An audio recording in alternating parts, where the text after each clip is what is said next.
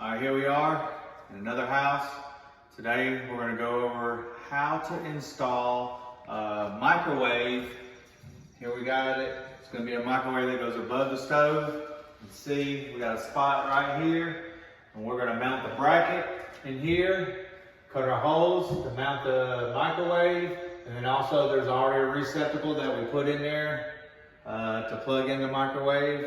And so what we're going to do first is we're going to start taking out all the material out of this box, and we're going to go through some of it and get the instructions out. It's got a template in there, and that template's going to tell us where to put the holes. We're going to find some studs in here to mount that bracket, and for our holes up here to mount the microwave oven in. And then once we get that going, we'll come right back. Okay, so now we've got it unboxed. We've got our templates out here. Here's the first one. This one goes for the rear wall template. It just tells you, stick it up here.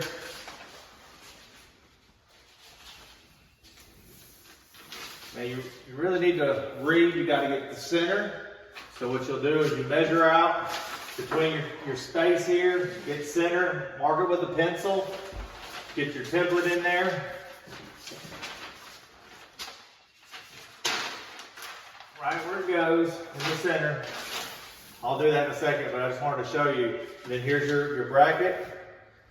It comes with your microwave, laid it down somewhere. Oh, here it is. And here's your bracket. It's going to tell you your holes, where to put it. They come with toggle bolts, so you can use your toggle bolts, but I like to find a stud, at least one stud. And I know there's one stud in here because when we rough this in, we put, if you can see, there's a receptacle up there, and there's a stud probably right beside that, but we'll find a stud and at least get one nice screw with all the holes that are in this. We'll get one in there with a stud, and it's got just like this J bracket that the microwave actually sits in on the bottom side on the back, and it'll sit in there like this.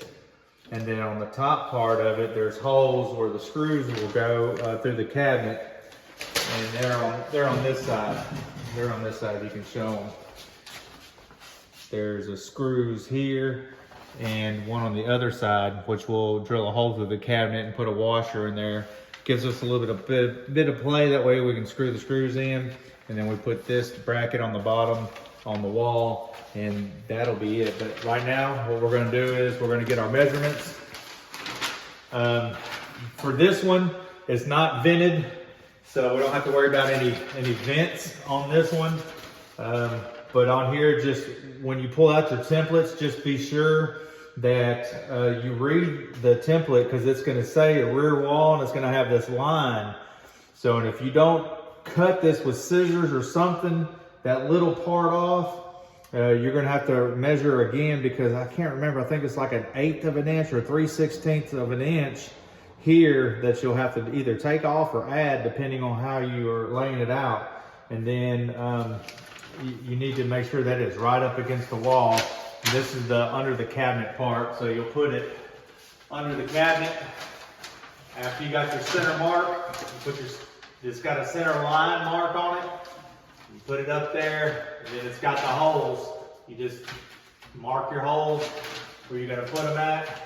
And we'll do that. We'll do that in just a second. But right now we're gonna get our templates marked out perfectly, and then we'll come back and we'll show you where the holes are going to go in. And then of course this is basically a two-man job to get this in between these two cabinets.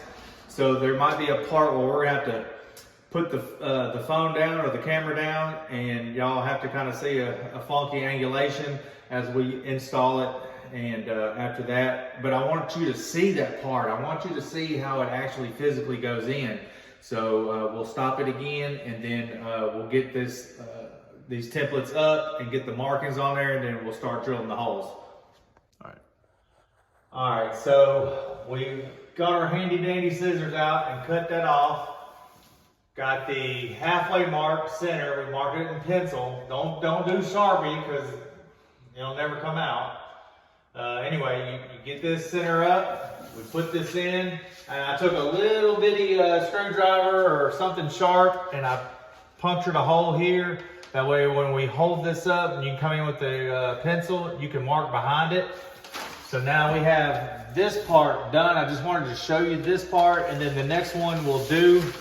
So you got a mark here, and then I don't know if you can see it on camera, but there's another mark here. I don't know, where's the pencil? Where'd that pencil go? Is it over here?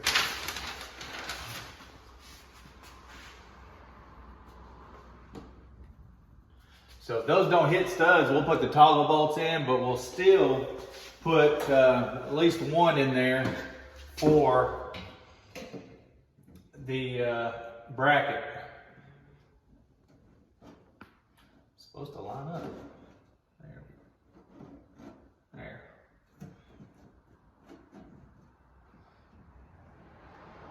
Really need to do something like that. We'll have to re-measure, make sure that it's center.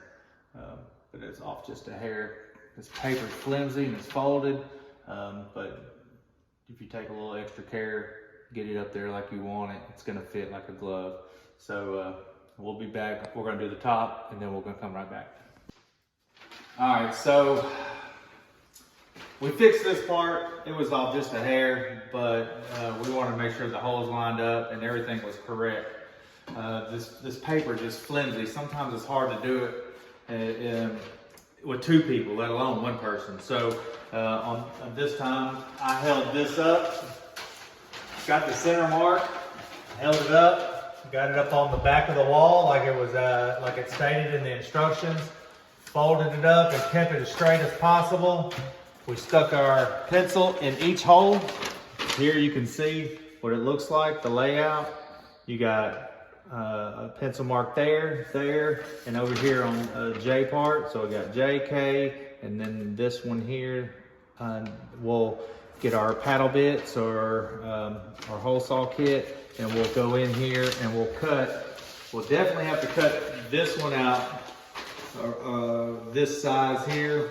That way when we go to mount this thing, this cord will be able to fit through the underside of that cabinet. And then I'll make a little bit bigger hole than this, and I'll put a washer on it. That way it gives us a little bit of wiggle room to get the bolt into the top of this microwave. So for now, I'm gonna mount this bracket on the holes that we've made, or not the holes, but the marks that we made, and I'm gonna cut in these holes according to what is asked on this template. So when we do that, then we'll come back and we'll show you. All right, so now we've made it back. I want to show you, before we put the bracket up there, what it looks like on these toggle bolts. It goes into A and B. It's the same place that was on that template. We marked it out and made the holes for this. And then I still believe that stud is still right here, so we'll catch one of those. So we'll go ahead and put this in now.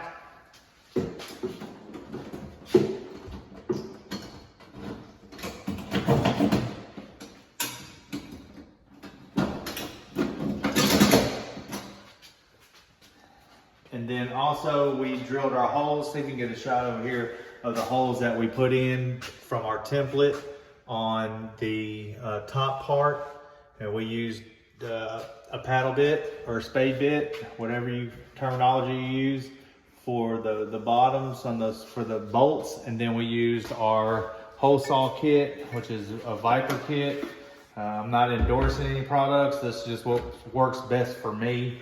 And we like to use them, and it's nice and clean cut. As you can see, it's not blowed out and stuff like that. It's nice and clean here on the bottoms and on the tops, or vice versa, the top and the bottom. So we'll go ahead and I'm gonna mount this bracket right now. Gonna get you a level. This is a little torpedo level. We're going to get it in.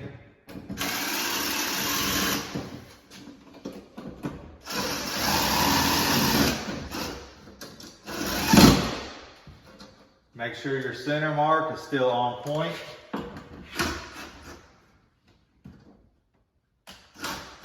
Get it snug, not completely tight, just snug. That way you can put your level on there before you secure it all the way down. And it says we are not quite level yet.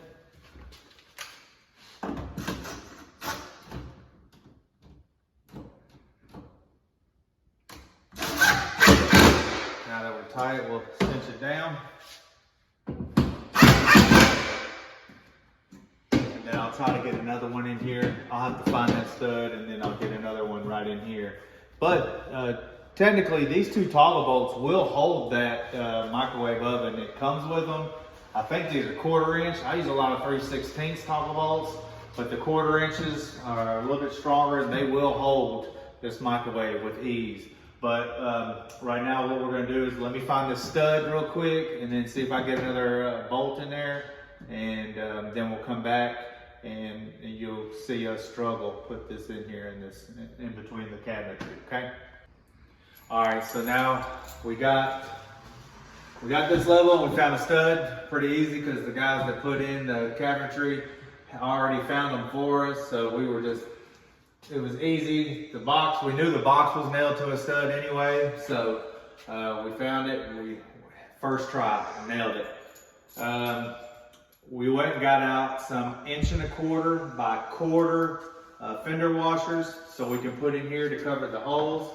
And we'll put these up here now, so when we get ready to climb up in here and put the screws in this microwave, and then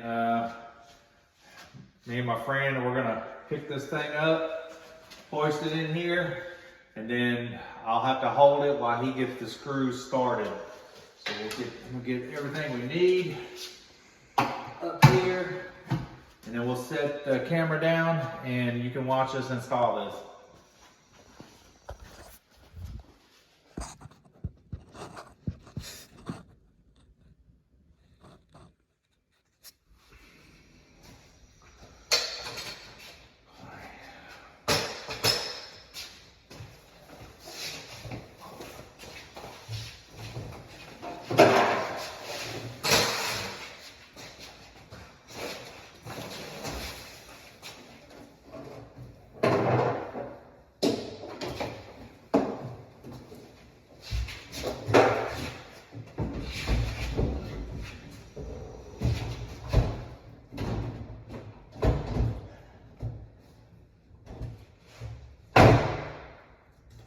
You got it? Right in. Okay. Hold that. Not too far up. Let me get.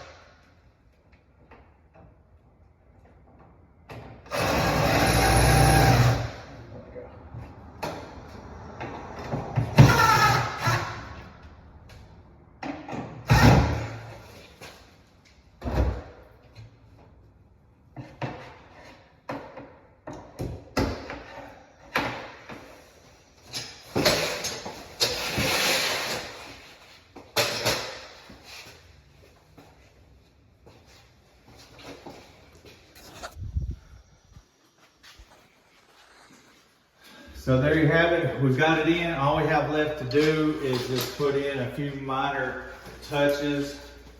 These little filters that go down in here like this.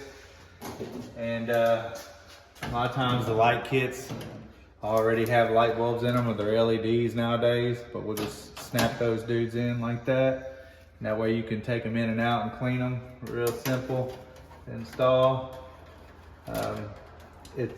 It's not easy to do for one person to install this. It can be done, but it's not real easy. So anyway, now we'll open it up.